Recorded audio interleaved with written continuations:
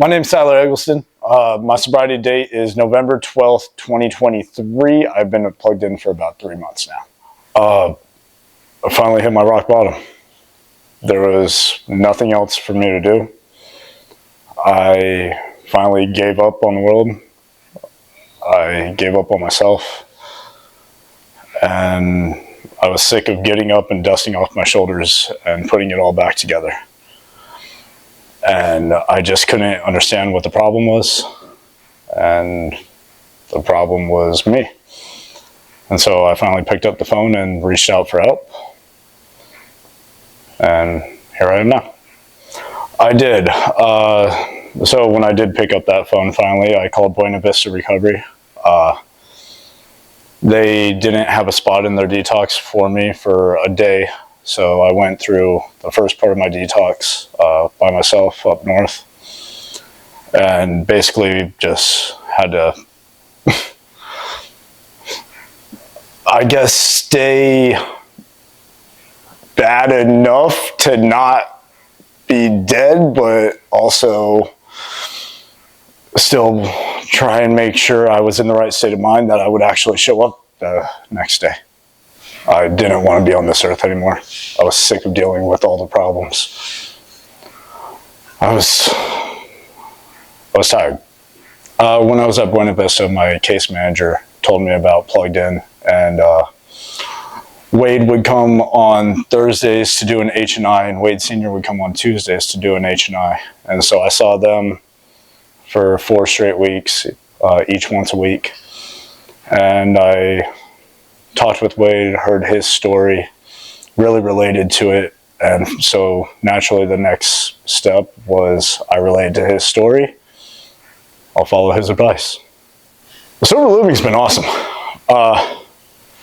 The sense of camaraderie that's around the house is like insane to me, because like you really don't understand what it is until you come here. And then all of a sudden, like, a dude gets a job, even if it's at like Circle K or something, and he's been struggling, and dude gets a job at a gas station, and then he comes home and like there's 12 guys cheering him on.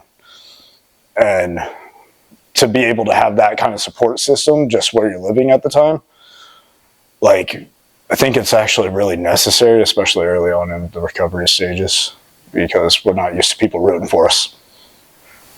Well, you're at the house, and you've actually helped me out a lot, Eric. When I first got here, I believe I went to a meeting with you like the very first day, and a home group member there now. And so having other people that have more time in recovery around me immediately, and taking advice and being able to get to and from meetings with them and stuff like that, and being able to basically be part of a community right away, right off the bat, was a huge thing.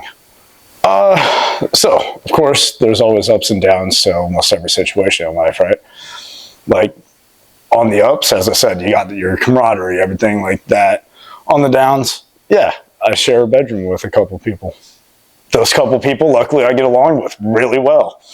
And actually, it kind of works out, you know. A lot of us come from institutions and stuff like that. I'm used to someone living right next to me.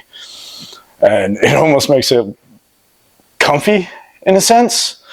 But, and at the same point, like, I'm not isolating anymore. I'm not allowed to isolate because there's so many people.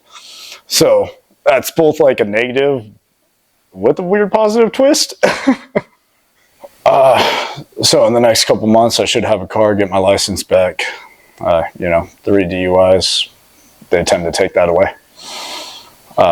Get my license back, get all that. Basically, I just want to end up progressing towards the next step, whatever that may be. Whether the next step is a place by myself, or maybe even a place with a couple roommates and stuff. I just want to be able to rely on myself. Yeah, the phone's fucking heavy. Pick it up. Like, seriously, make a phone call, go to a meeting, go do something. People want to help.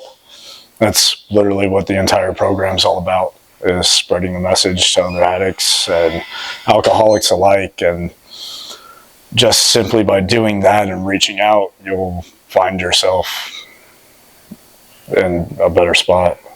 Thanks, Plugged In. Thanks, Eric, Wade Sr. Appreciate you guys.